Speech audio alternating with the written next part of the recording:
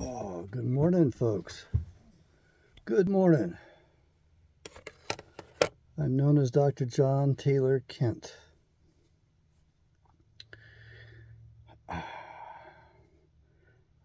It's about 4:30 in the morning here, Friday, June 3rd.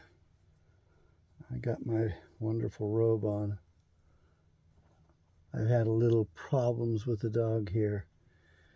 This dog was supposed to be short-haired, a little longer, much more beautiful though than what I expected. She's pretty sweet, she really is. She's pretty dynamic and she's a bit of a pain in the derriere.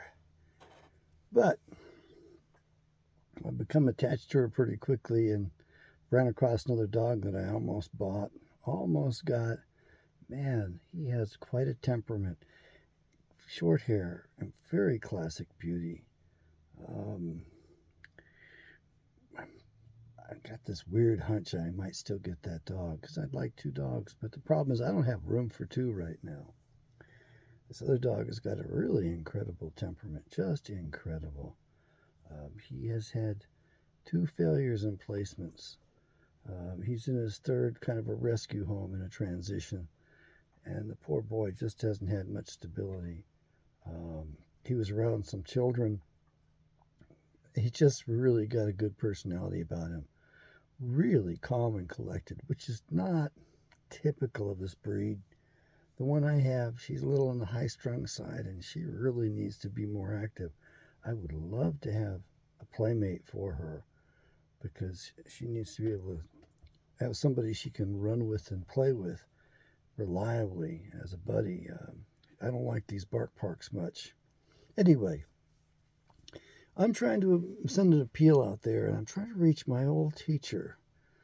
Now, as you know, I'm not exactly a young man. My teacher was actually pretty young at the time.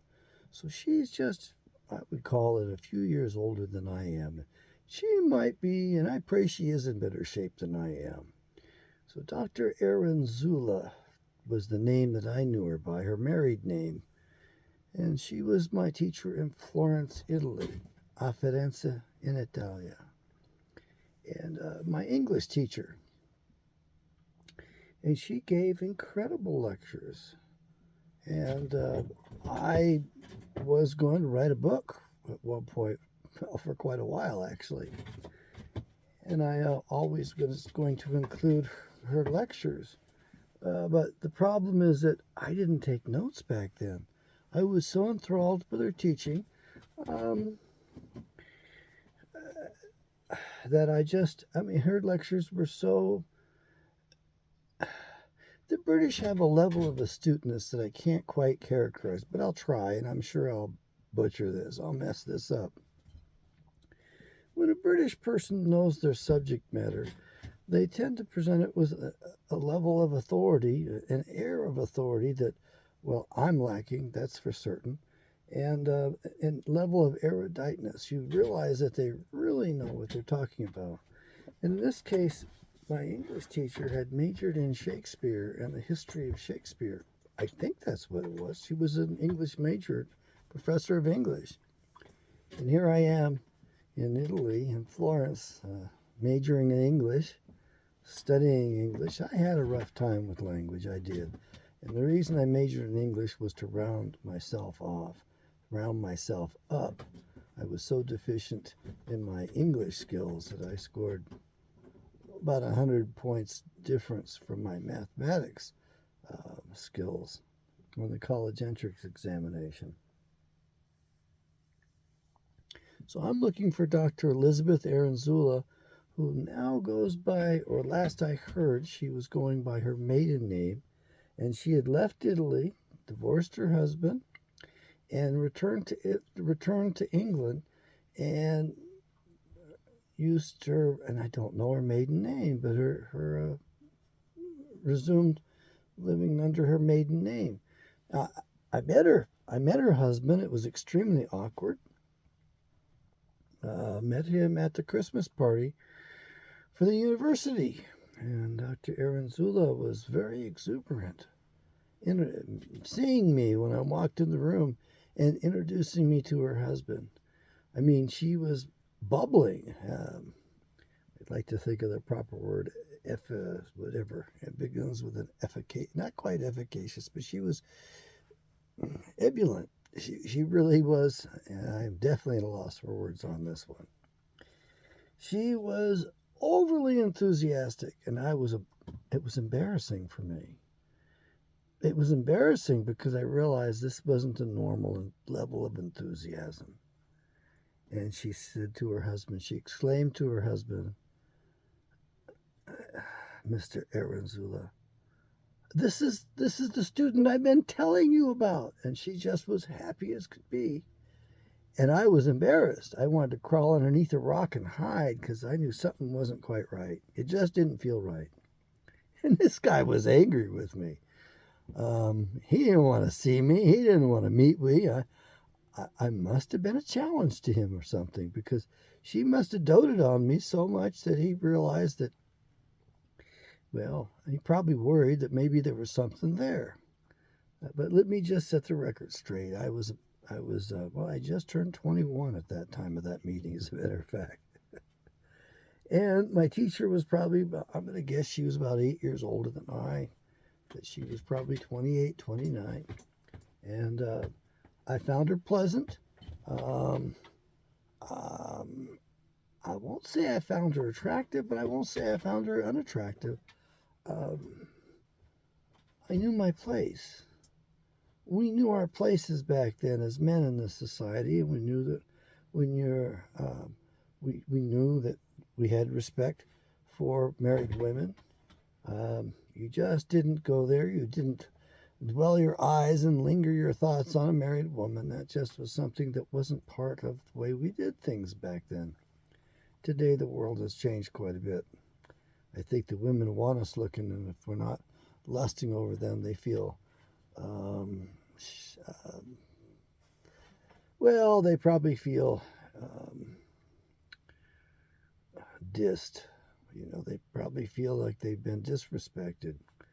So I had respect for Dr. Aranzula as a married woman and as my professor, and I mean, I had another professor I was quite attracted to, and I couldn't deny that level of attraction. It was a French teacher, and she was just a few years older than I, and she was really, I found her very attractive, but I kept that to myself. That's what we did back then. If you found a woman attractive and you knew that it was not a go at all, you kept it to yourself. You just didn't share that. So with Dr. Aranzula, I had a tremendous level of respect.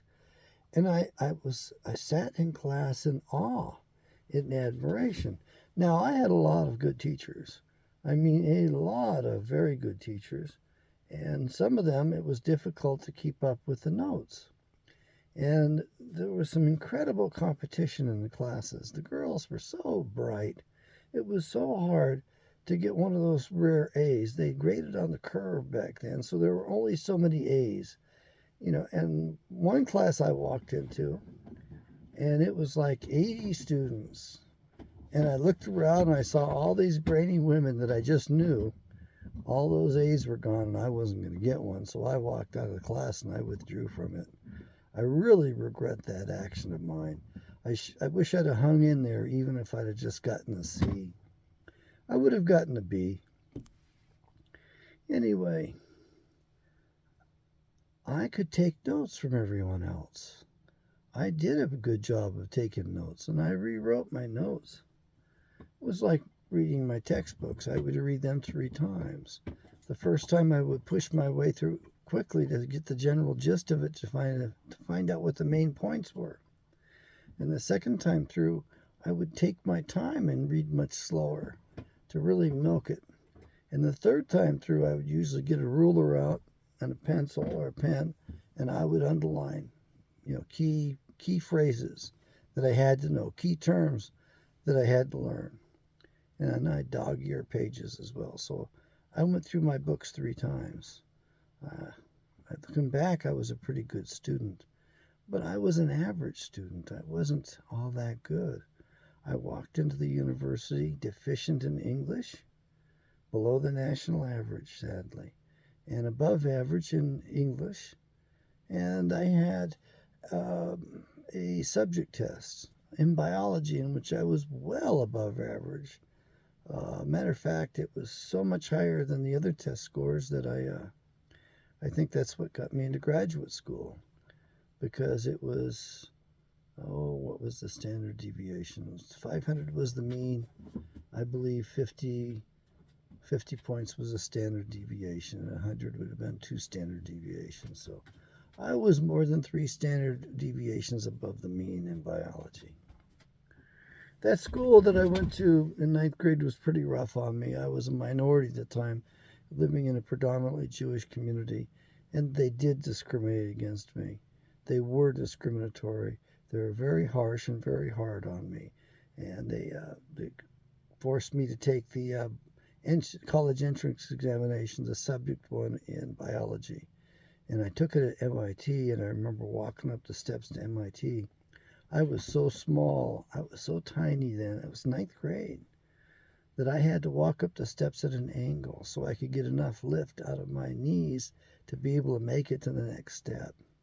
Believe me, it was very intimidating to walk up those steps and to, just barely make it up there. Look, I graduated from high school. I was only 5'6".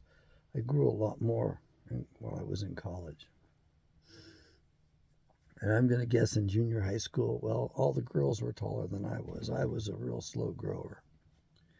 Anyway, I'm trying to reach Dr. Aranzula. And there was a book published in approximately 1986. That's just my guess off the top of my head. And I was in Anchorage, and there was a used bookstore. I can't quite remember the name of it, but they carried what I would call kind of esoteric books, metaphysical books, a lot of philosophy books. And they had a book on the shelf that had a powder blue cover, and the cover said the predominant color of it, that is. And it was called The New World Order by a fellow named Stills. Now, it was a used book. They wanted $15 for it. And I'm like, good Lord. That was a lot of money back then. I had to have it. So I bought it. And the first chapter was about about when Richard Nixon was thought to not have been willing to leave the White House willingly, and they were afraid he was going to surround himself with tanks.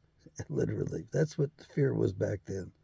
So when you tell me tanks and stuff can't happen, you remember we've had such things happen here before. I'm pretty sure they've had armor in D.C. Probably when those famous men officers who became generals later in World War II were ordered to open fire upon our own troops, our own boys, who were protesting, demonstrating, gathered together in a properly ordered protest to air their grievances against their government. They were the veterans from World War I who had been promised a lot of things by the politicians, and like good politicians, ain't no such thing as a good politician. The politicians reneged. They went back on their promises, and these guys were trying to get medical care as a result of their wounds from World War I. We have a magnificent history in this country of abandoning our veterans. We did that after the Gulf War. 480,000 records destroyed purposely so that our central government and the military-industrial complex, or rather, should I correct myself, the medical military-industrial complex would not have to tend to Gulf War syndrome, which we induced with the depleted uranium rounds that we had our boys using. They were filling the air and filling their lungs with the depleted uranium from the rounds going out their barrels. Those things come out almost red hot, and nobody thought about the off-gassing or the other particulates that came off the uranium. And so they were breathing that stuff in, and that was the cause of Gulf War syndrome. It was radiation poisonous. Radiation sickness, radiation poisoning. and the Clinton administration ordered the bombing of the Oklahoma City building, the Murrah building, to destroy those 480,000 records. That was an inside job, totally inside job.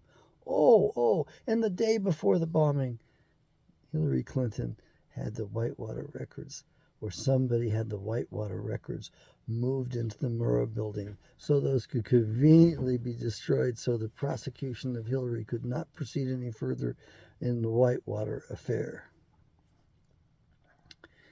How coincidental. How fortunate for the Wicked Witch of the West. Yes, Hillary's the Wicked Witch of the West. My father teased my mother one time and called her the Wicked Witch of Wasilla. Yes, Wasilla, the same place Sarah Palin came from. My family knew her and supported her in her early days as a politician. Mom was really disappointed when she read the books about Sarah Palin, but who knows what's published in these books, because even the Bible's been altered by the bad guys. They've been altering this book on us for a long time, mispublishing it, misinterpreting it. The baddest one of all probably was Ptolemy II when he produced the Septuagint, because he took out the proper name of God and put in the generic noun, if you will, for God. So he took out the name Yahweh. We believe it was Yahweh. There were no vowels in Paleo-Hebrew. And so we were filling in those consonants with the vowels and coming up with Yahweh. It could have been Yahweh, I have to admit that. But we think we have it right. I'd like to reach Dr. Aranzula because I still would like to write my book. And I want to give her proper credit for that. And I don't want to use the name Aranzula since she got rid of it. I called over there to my old university, and the priests were pretty nice. The Jesuit priest told me probably more over the phone than what he should have. But he told me about the scandal that her husband had been involved in, and that he had done something which apparently was not very nice. And I'm not going to air any of that here. But he told me that she divorced him and assumed her maiden name and returned to her home country of England. So she will be in England. I'm going to take a guess that she's at the magnificent age of 77. So she will be older. And I would love to have one more conversation with her. Now, this book by Mr. Still is called The New World Order. The first 3 chapters were throwaways. I think he made a major mistake by putting that time-limited, history-limited scenario of Richard Nixon barricading himself in the White House and refusing to leave. The real meat and potatoes began inside in about chapter 3 or perhaps chapter 4. And I read that and I was amazed because I was reading Dr. Aranzula's lecture. And he didn't credit Dr. Aranzula. That to me was a real problem. And I had a lot of trouble. I looked up my old yearbook so I could try to find out how to spell her name properly. And got pictures of her in there. And I remember she was in the old classroom. We were in an old building, Pensione Antinori, or Palazzo Antinori. That's what we were in. And she, the lecture halls were kind of intimate. We were set up above and in a very nice fashion. I look back at that now and I'm thinking, what a wonderful, wonderful structure to have lectures in. What a good room. And the rich bitches, what else to say? They really weren't bitches, but the rich girls who were hanging out there together in the back, oh boy, they would talk nonstop during the lectures. which really irritated me because I wanted to listen to Dr. Aranzula. I didn't want to listen to their little bullshit up in the back. And they sat back there and they didn't realize their voices carried so much.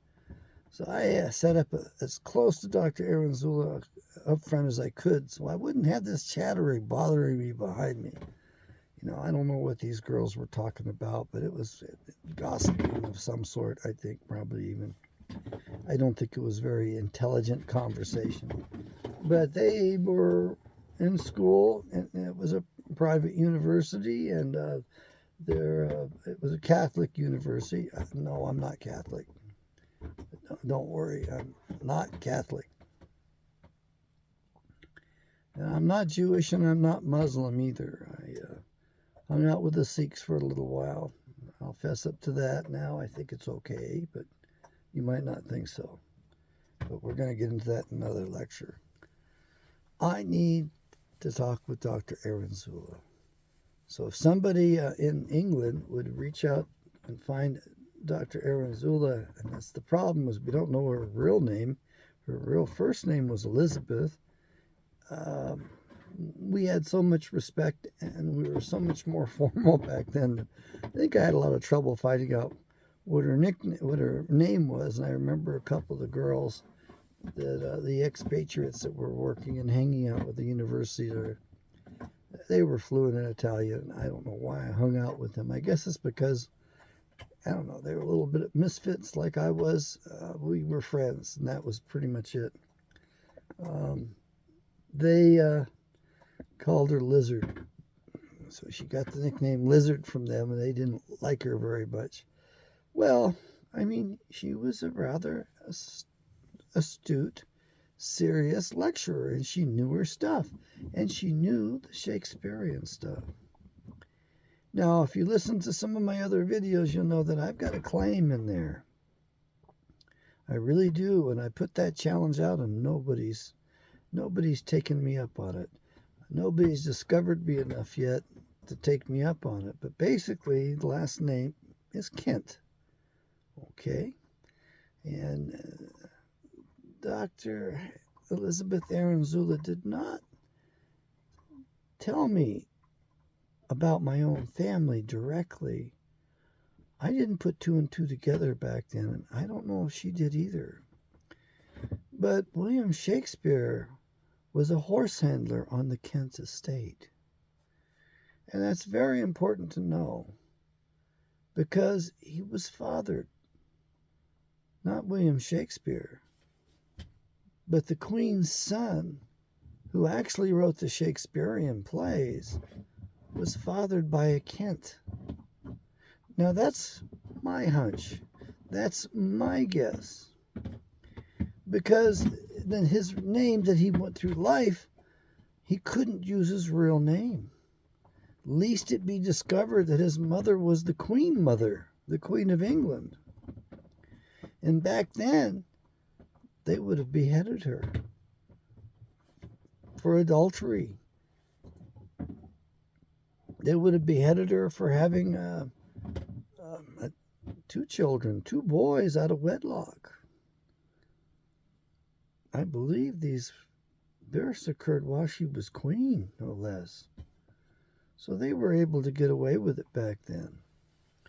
And so we have the Elizabethan era, named after Queen Elizabeth, which was noted by the Shakespearean plays, the greatest literature in all of English history. And also, at the tail end of that, we had King James. And he gave us probably the most famous version of the Bible in existence to this day, in 1611. And I believe the gentleman who wrote the Shakespearean plays retired from playwriting. It got too hot. He was too close to being discovered. I also believe that William Shakespeare, the real William Shakespeare, was an illiterate man, because there are only 4 examples of his handwriting in existence, and I believe 3 of them were X's, and the other one was like a Y or something. So he was illiterate. Got this from Dr. Aranzula. And he was murdered, most likely, because Ben Jonson, the second most famous playwright in England at the time, was overheard in the bar saying he put a little arsenic in the old sot's beer, that he had murdered him. So my question is, did Ben do that of his own volition? Was it his idea? Did Mr. Jonson murder Mr. Shakespeare? Or did someone put him up to it? Did the real author of the Shakespearean plays actually murder his front man? That's not a very nice man if he did that. Or was it someone on the Queen's court who realized that it was too close to being exposed? Perhaps one of her knights who decided he had to step in and take matters into his own hand and protect the Queen, protect his Queen, save her at all costs. And he stepped in and ordered and hired the executioner of William Shakespeare. Or was it the Queen Mother herself who ordered the murder of William Shakespeare, who was the front man for the plays that her son had been writing? You see, people loved those plays because they were so scandalous. It brought up so much stuff that was happening in the court. And they weren't getting it out of the newspapers. They were getting it from the Shakespearean plays. So you can imagine how titillating, how entertaining it would have been to have little things that were happening in the Queen's court coming to light in the Shakespearean plays. Now, you folks think you are modern and there wasn't any gender confusion in the past and you all just recently discovered this and got liberated. I got news for you. Back in the Shakespearean times, back in the days of those plays during the Elizabethan era, being an actor was considered such a low, it was lower than the politicians, okay? It was such a low life, such a scum of the earth profession, had such much respect that women were not allowed to be on stage. It just was too scandalous for a woman to be involved in the profession of acting. So all those women on the stages, all those Juliets, all of those, and what was that one play that was so wonderful? The Shrew, The Taming of the Shrew. All of those, well, I've got to be careful in my language, but you know I'm awfully tempted to cuss. All of those fine ladies on the stage were men. In drag. Probably some of them were outright, flat out transgendered. You know, probably many of them were homosexuals. Many of them were, or something else. I mean, something along the lines of not being normal, something along the lines of being confused. Men with fetishes or who knows what weird things that kind of drive them into that profession. So all those babes on stage that were, portrayed were all women. And everybody knew it back then, too. And so today you walk around in your pride and in your pomp. What a shameful thing. I'm sorry, but it's a shameful thing. You know, the average child goes through gender confusion. The average one of us isn't quite sure of what we are when we're growing up.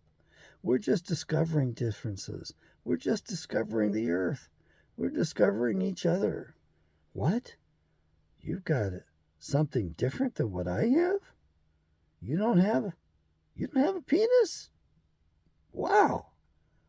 I thought everybody had one. Yes, We go through that magical mystery discovery of gender, of there being another sex. We have an innocence, which we lose. We all go through that. We all become aware, and we lose that innocence. And hopefully, we do it in a fashion that's not too disturbing to us.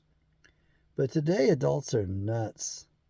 When I was a kid, there were a lot of taboo subjects, and the adults worked together. They conspired against us.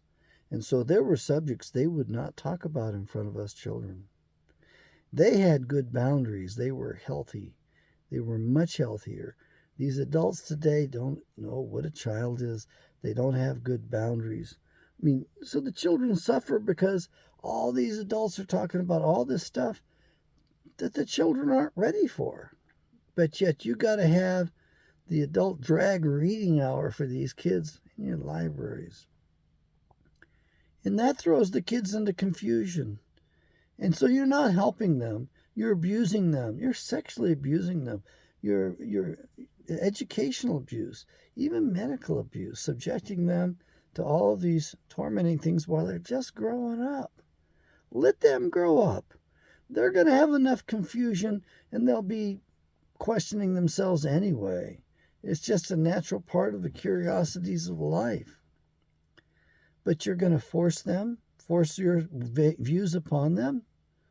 My God, that is wicked. I mean, that to me is enough reason to put a man or a woman to death. You need to leave these children alone.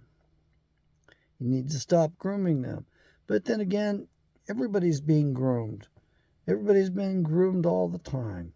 It was happening when I was a child.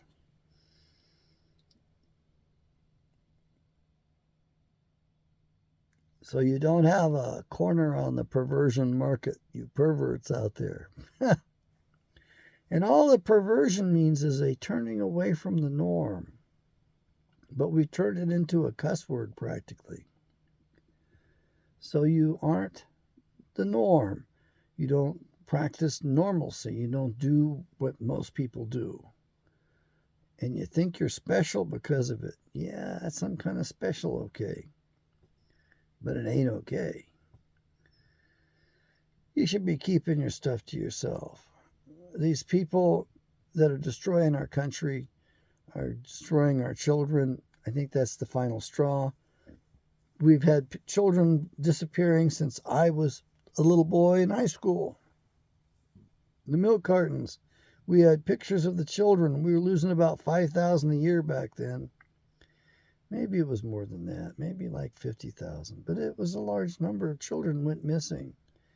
It turns out that a lot of them were sacrificed to you Satanists out there. That's all there is to it.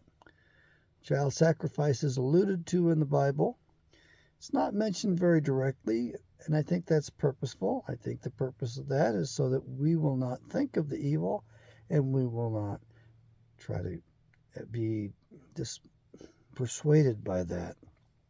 So I think it's in the Bible, but not directly mentioned, because we don't want to give people ideas, especially bad ideas.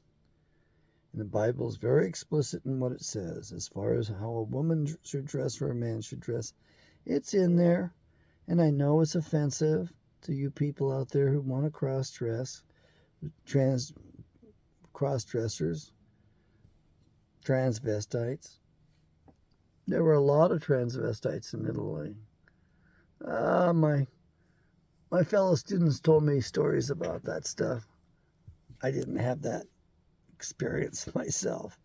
God, with all the crazy stuff I've been exposed to. I think their report was enough for me. I really didn't want to walk up to the lady boys of Florence and ask them quanti ci vuole. Anyway, one of my friends, I'm trying to remember. For some reason, I'm thinking of a different friend who was more mature, but some of the students would go up and they would ask how much they wanted.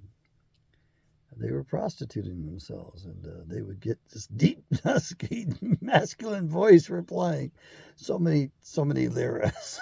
And I'm like, I heard the stories. That was good enough for me. I didn't go. That's one of those waters I didn't need to test. I just too strange. I saw the head of the university, the Jesuit out there with the beautiful blonde young teacher walking all the time, and that was enough for me. She was very beautiful, very attractive. There was no denying that, and they enjoyed each other's company tremendously. Him with his vows, which I'm sure he was. I'm sure he was on the edge of breaking all the time. I mean, she was beautiful. She was lovely. And I would imagine she was drawn to his intellect. You know, one thing about the Jesuits is they're required to have 2 doctorates. Not one, but their requirement is each one had to have 2 PhDs. I think one was in theology. I don't know what the other one was in. It had to be in something, though.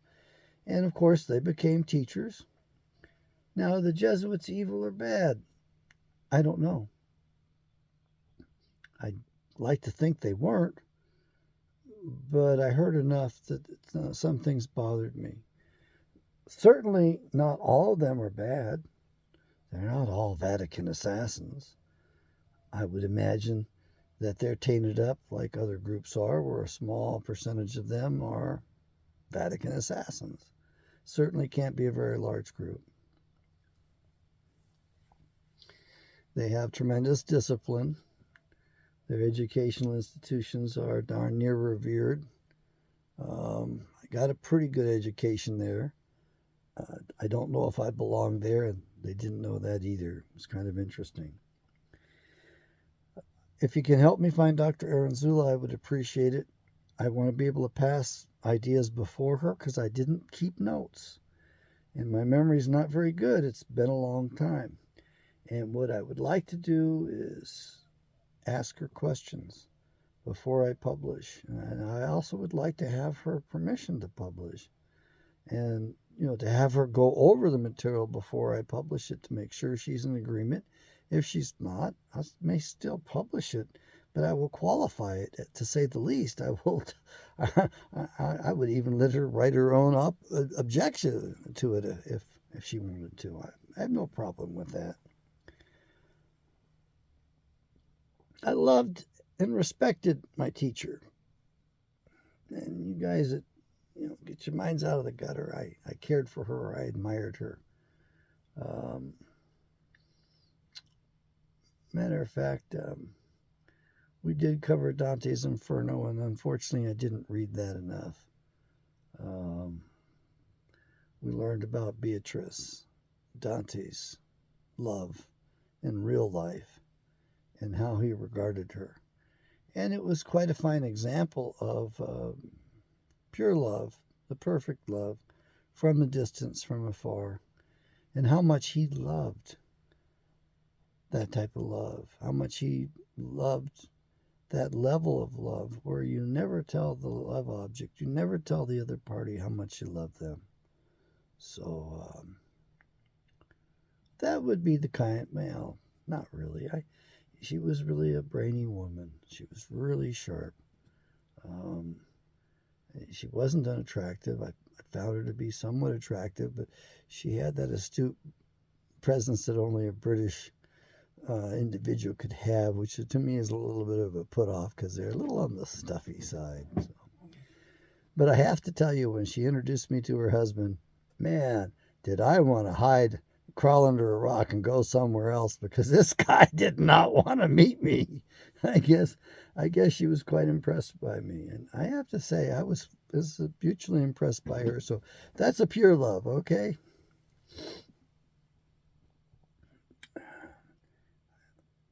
I wouldn't say it's brotherly. It's actually more lofty than that. And it's not because we're opposite gender, it's not because of that. I don't know, there's a pureness and there's an innocence to that that's kind of nice. I don't think many of you folks out there get that kind of love anymore. Okay. Please help me to contact Dr. Elizabeth Aranzula. I don't know what her last name is. She would be in England. She'd be an English professor. She was such a professional and she was so good that I imagine she's still working if she can work. Perhaps she's retired. I doubt teaching pays that well that she would be able to retire in style. I would wish that for her. But also, I realized that she was really good. She was quite a professor, an excellent lecturer, and I wouldn't want that talent to go to waste. I'd want her up there still lecturing and inspiring young people. I hope that's what she's still doing. I kind of think of her with a fondness from back then in those days. It would have been 1973, 1974.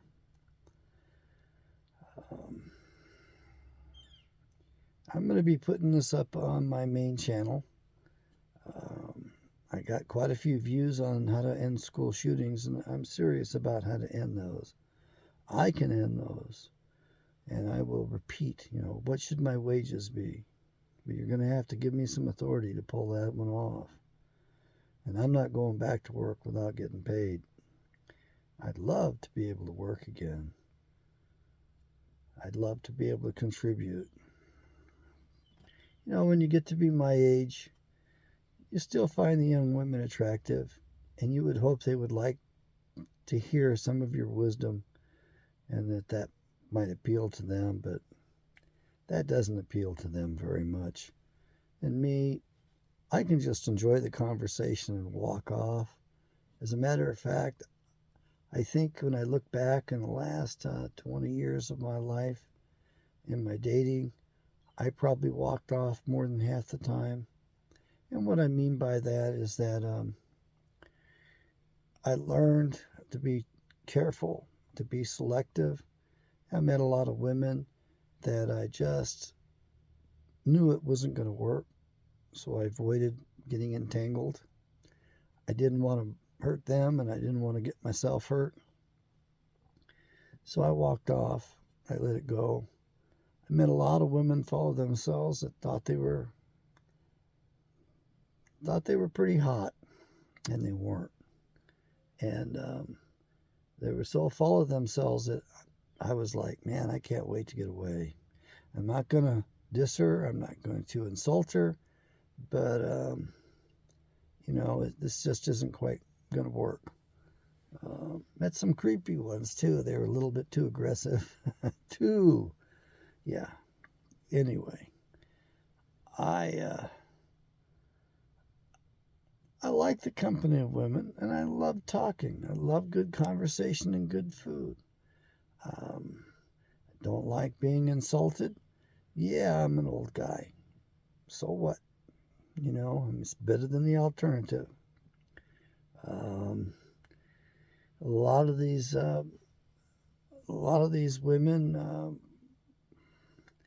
they act like they're interested in older men, but they're just after money, and that's the way it is. And there's a lot of difficulties and trouble available for men. I don't like having those sorts of relationships now because I don't want to make myself vulnerable. This divide between men and women has gotten larger. The gap has gotten greater. We've empowered women so that they can take a man apart, destroy a man anytime they want. And we're about to give them even more power with these dumbass, stupid red flag laws. So women will think, well, I can walk in and swear out a complaint, and I can take it back later on, I can withdraw the charges. I can decide not to prosecute. Well, some of these jurisdictions have, once you file a charge, that's it. They're required to prosecute. And it doesn't matter if you want to stop it or not. It's too late. So you women who are used to manipulating and then changing your mind, bad idea. Even my mother tried to pull that stuff one time on me. Caused me a lot of trouble. And I stayed away from my mom after that. And she couldn't quite figure out why. Well, Mom, you did me wrong. You women don't play fair, and you think that you can manipulate, set things up, and make things happen and get people to do your will and get them to do what you want. That's being nothing less than a devil. Stop the manipulation. It's not going to work. You've already destroyed your culture, and we will cease to be a nation in short order. We have no defenses anymore. We men aren't allowed to be men. You talk about toxic masculinity. I'll tell you, there's nothing more toxic than the feminism that's going around today. That destroys nations.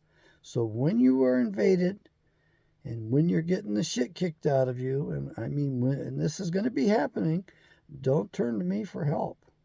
You have kicked me throughout my life. You've been mean and rotten. Yeah, even as a little boy, I got injured pretty badly. So what I'm getting at is you think that we can take it. We've been taking it and keeping our mouths shut. So who's going to defend you when the time comes? I'm certainly not defending a stranger. I'm not going to go save a woman that's in distress. I just don't care anymore. Why? You never cared. You never allowed me to be a man. You want to take our guns away. You want to take our means of self-defense away. So how am I going to be able to defend you if I don't have a gun? I'm an old man.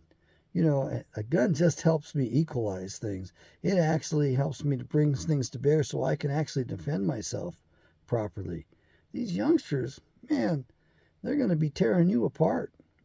When these animals come for you, these 20-year-olds and the younger ones than that, ain't much that can be done. I'm sorry. I remember years ago when a supervisor told me how bad shape he was and how a young guy could probably kill him. Well, most of us old guys will probably have heart attacks on the spot. It does talk in the Bible about the hearts failing. This is going to be Morning Musings, and this is going to be in search for Dr. Elizabeth Aranzula. I've covered quite a bit of stuff here today. I hope it's been helpful. If there's a particular subject you want me to address, encourage me. I leave those notes open. You can make comments. I take my chances. Like this video, don't like the video. Actually, that helps the algorithm as well from what I hear, but I'd prefer you liked it than disliked it. Share it if you want. Definitely give me feedback, because if you think I'm exposing myself or saying something or presenting in a way I shouldn't, you can help me out and give me a little bit of feedback, because as I become a little bit more dominant and people discover me, they're going to dig through this old stuff, and I'm really hoping they don't jump to some pretty bad conclusions about me. But if I really worried what people thought about me, then I wouldn't be much of a man. My reputation in college among the young girls, and they were beautiful. I look back there now and I really regret the missed opportunities. I regret the heartbreakings that I did to one in particular. I regret a lot of things. I probably could have had a good wife back then, and who knows? Maybe we'd still be together today. Maybe she'd still be healthy. Who knows what I might have become? Maybe I would have become the attorney that I thought about one moment and my parents insisted I had to become. I certainly wish I'd have been a better boy, and I certainly wish that I had grown up earlier, quicker. I certainly wish I had chosen my path earlier. I could have made much more of myself. That would have been nice. But I'm not done yet. I might be done according to these stupid commie license boards that the psychologists have in the country today. We don't have free speech. I'm not allowed to call myself a psychologist, because in every state of the union, that's a lawful term that is only reserved to people who are licensed by the state, who have permission to work by the state.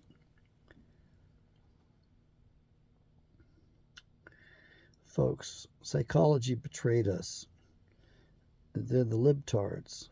They've done us in. However, the medical profession just had their turn, and they finally exposed themselves, showing how they've been doing us in. And you haven't even caught the big picture yet. You just caught a little glimpse into this last thing as to how screwed up they are. And dentistry hasn't helped us much either. They've had bad stuff in that. The devil's into everything at this point. And the attorneys, well, the attorneys unfortunately have been misled to a large extent, and I don't know how they can go against the tide. I'll tell you a really good one was Stamper. Stamper wrote a book called Fruit from a Poisonous Tree. You need to get that book and read it. It's like the sixth most important book in our civilization. Another important book is called Sex and Culture by Unwin, published in 1934. That's an amazing book. It's a hard one to read. I haven't had time to push my way through 750 pages, but it's the man's lifetime work, and I will beg to differ with him. His assumption, I don't think it was fully correct, that once female sexuality becomes unbridled, that culture in short order ceases to exist. That part I agree with. And that's the United States of America today. So ladies, yes, you have destroyed your nation. You're just in the fall of it right now. However, his other conclusion was once that genie was out of the bottle, it could never be put back in the bottle. And I disagree with that. Because there was a gentleman who came to power a couple of years after he published that actually put the genie back in the bottle, which was why the Germanic peoples were so grateful and so highly regarded the gentleman, because he actually gave them their families back and got rid of a lot of this stuff that was happening in Berlin in particular. And they had tremendous inflation then. Gee. And they had all kinds of things. I think they even had a Department of Homeland Security. I think they had a lot of government structures that look like our country today.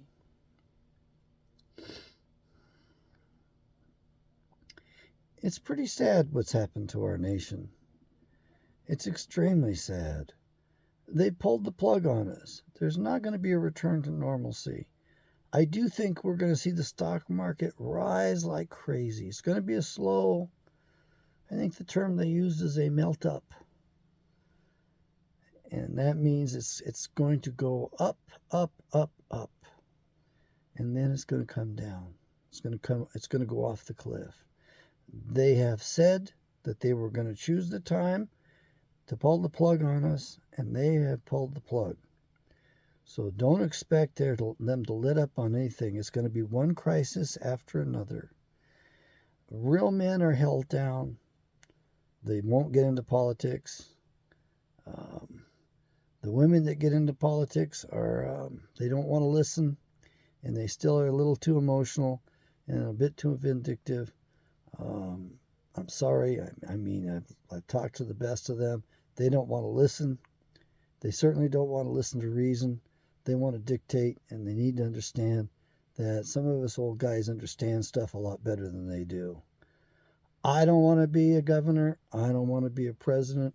It ain't enough power to satisfy me. This country could be corrected in short order.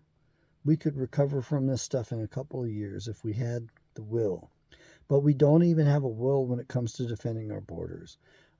We think that putting a wall up is going to defend us. No, you got to have a will. And right now there's no will in this country. There's no will to protect ourselves. We seem to think that we're so good, it can't happen here. We seem to think nobody could do that to us, that we are untouchable, that we cannot be brought down. Well, we've already been brought down. Those families that we've allowed to exist among us for a long time, their children, their children's children, they're in power now, and they pulled the plug. They're in all of the seats of power. We can't get any justice anywhere. You can forget about getting anybody in office who's going to save this nation.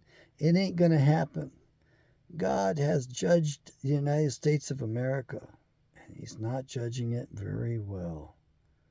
So unless you people tighten up your own act, and I'm not telling you get somebody, unless you yourself open that Bible up, sit on your butts for hours and read it for yourself, you're not going to be able to straighten up out of this fall, this free fall in our economy.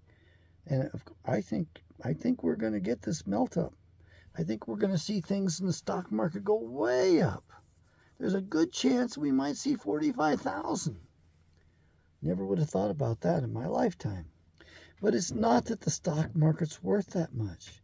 It's that the money has no value. They've stolen the real money. They've devalued it. They've done it on purpose. This is not done by accident. It's not because you have a demented old guy for president. He's just the figurehead for this group that's working behind the scenes. You need to understand, we allowed them to live among us, just like the Russians did for 200 years. And we cannot defend ourselves. We're too vulnerable at this point, and they're going to succeed. So Yahweh has judged us, and you are in captivity in place. They brought another jurisdiction here. We do not live in America.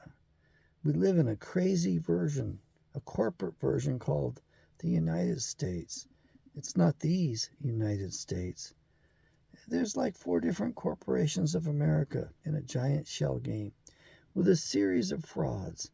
One of the biggest frauds of all is that Securities and Exchange Commission. They legitimize the frauds in that commission. Everything has been corrupted, and it's so bad that I don't think there's any recovery. Certainly not at the ballot box. And for you ladies who think that we need to take the guns away, you're going to really be regretting that decision in the near future, because it's going to get wild and ugly in this country. I mean, I would rather die on my feet than die starving. I would rather die on my feet than being wired up to a bunch of tubes in a hospital and being experimented on.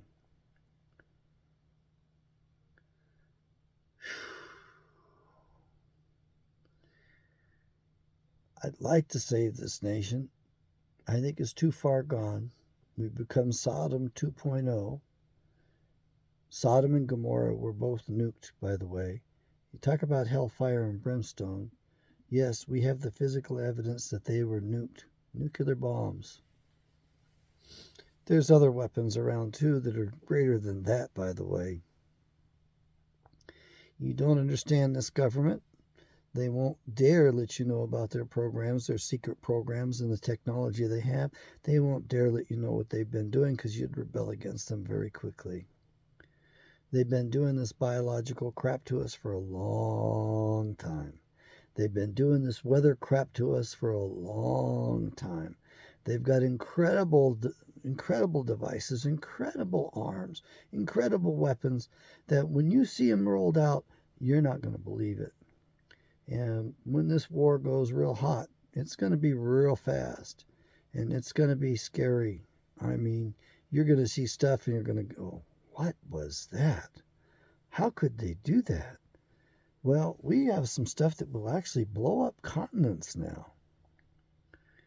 And look at what we have in office.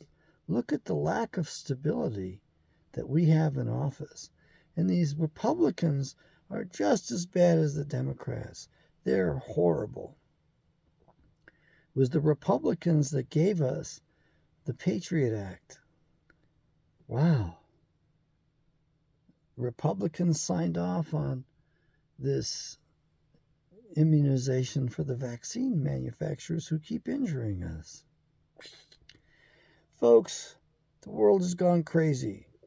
Siri Singh Saab, who went by the name Yogi Bhajan to the average person, he said this is going to be characterized by 2 things.